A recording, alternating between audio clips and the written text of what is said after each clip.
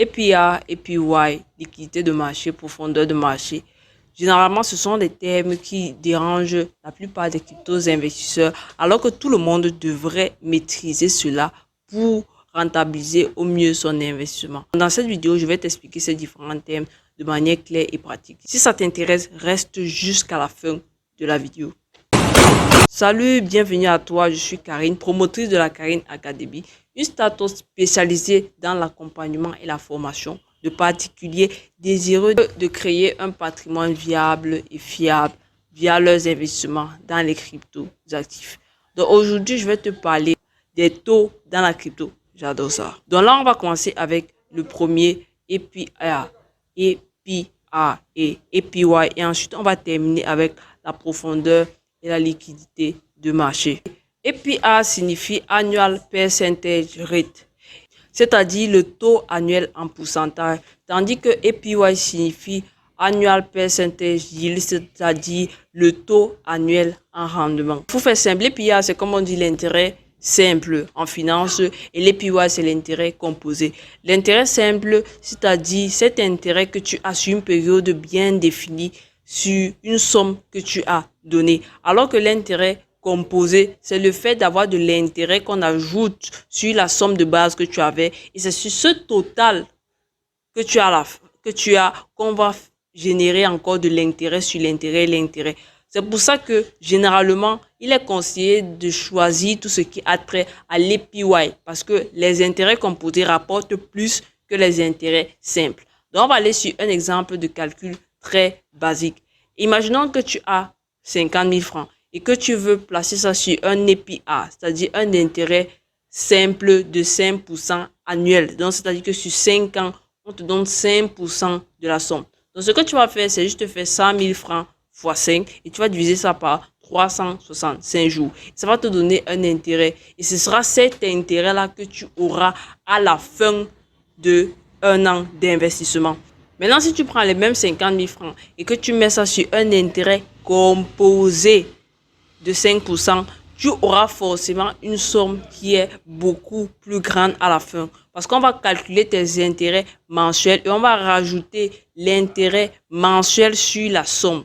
Et sur cette somme-là, c'est sur cette somme-là en fait qu'on va calculer l'intérêt du mois qui suit et ainsi de suite. Donc là, l'intérêt composé, les intérêts plus ton capital de base se cumulent pour avoir un intérêt final à la fin. Alors que dans l'intérêt simple, c'est juste un intérêt calculé une fois de manière annuelle sur ton capital. Maintenant, tu vas me dire, ok, mais il faut tout le temps choisir les APR et non les APY.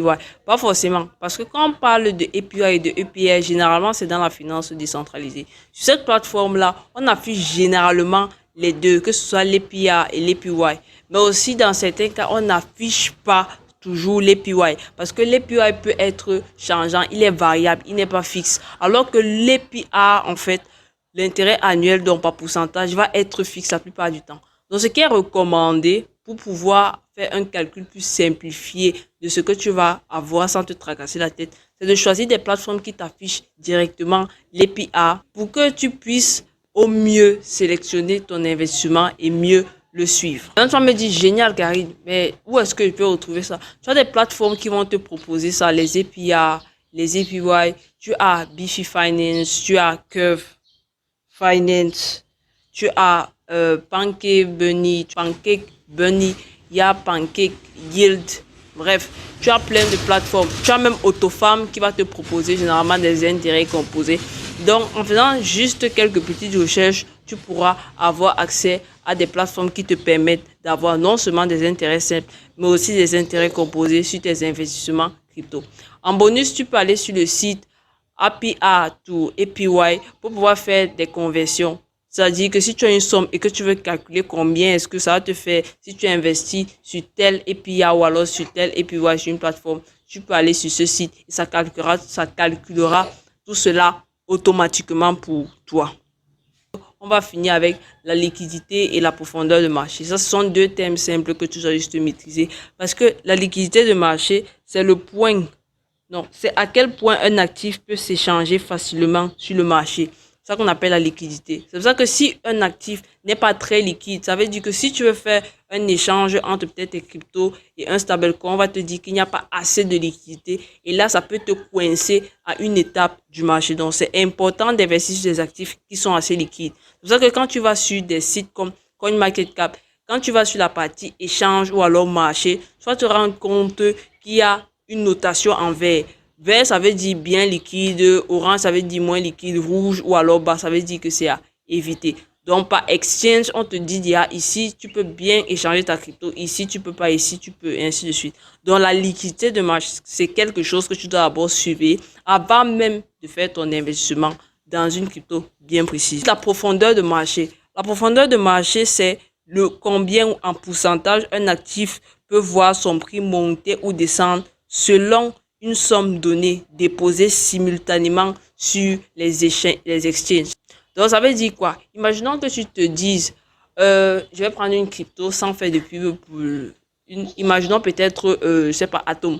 On te dit que si Atom, on dépose ça de l'Atom sur 10 exchanges, est-ce que ça va faire bouger le prix ou pas? Ou alors si on retire de l'Atom sur différents exchanges au même moment de manière simultanée, donc échange entre dépôt et retrait, est-ce que ça va faire bouger le prix? Donc ça, c'est un truc que tu dois vérifier au niveau de ta profondeur de marché parce que ça permet de voir en fait à quel montant en fait ou alors à quel niveau un actif peut être vulnérable. Donc ça, c'était au niveau des différents points APR, APY, liquidité de marché et profondeur de marché. Si cette vidéo t'a plu, comme d'habitude, n'oublie pas de faire les gestes qui sont essentiels. Likez la vidéo, partagez la vidéo et t'abonner à la chaîne si ce n'est pas encore le cas.